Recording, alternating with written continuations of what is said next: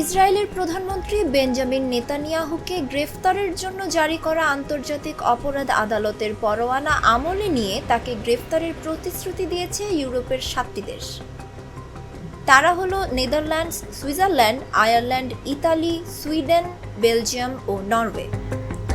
এর আগে চলতি বছরের মে মাসে নেতানিয়াহু গেলান্ত ও গাজা নিয়ন্ত্রণকারী সশস্ত্র গোষ্ঠী হামাজের সামরিক শাখার প্রধান মোহাম্মদ দেইফ, হামাজের তৎকালীন প্রধান ইসমাইল হানিয়া ও গাজার হামাস প্রধান ইয়াহিয়া সিনওয়ারের বিরুদ্ধে গ্রেফতারি পরোয়ানা জারির আবেদন করেন আইসিসির প্রধান কৌঁসুলি করিম খান। করিম খানের আবেদনে সাড়া দিয়ে বৃহস্পতিবার নেতানিয়াহু, গেলান্ত ও মোহাম্মদ দেইফের বিরুদ্ধে গ্রেফতারি পরোয়ানা জারি করেন নেদারল্যান্ডসের হেগ শহরে অবস্থিত আন্তর্জাতিক অপরাধ আদালত। হানিয়া ও সিনওয়ার এরই মধ্যে ইসরায়েলের হামলায় নিহত হওয়ায় তালিকা থেকে তাদেরকে বাদ দেওয়া হয়েছে।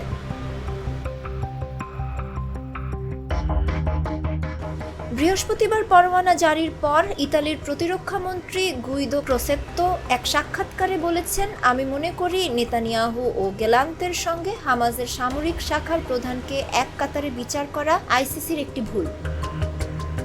তবে এই পরোয়ানা প্রত্যাহার কিংবা অকার্যকর হওয়ার আগে নেতানিয়াহু কিংবা গেলান্ত যদি ইতালি সফরে আসেন, তাহলে বাধ্য হয়েই তাদেরকে গ্রেফতার করতে হবে আমাদের।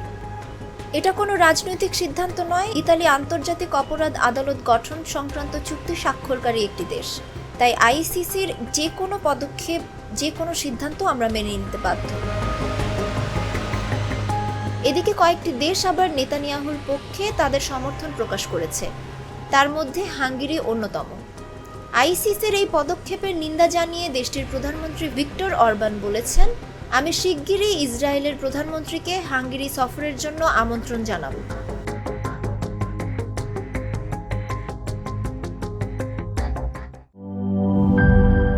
জীবনের সাথে চলে hi-fi, all time healthy life. নিশ্চিন্তে খান স্বাস্থ্যকর অল টাইম পান, অল টাইম হেলদি লাইফ।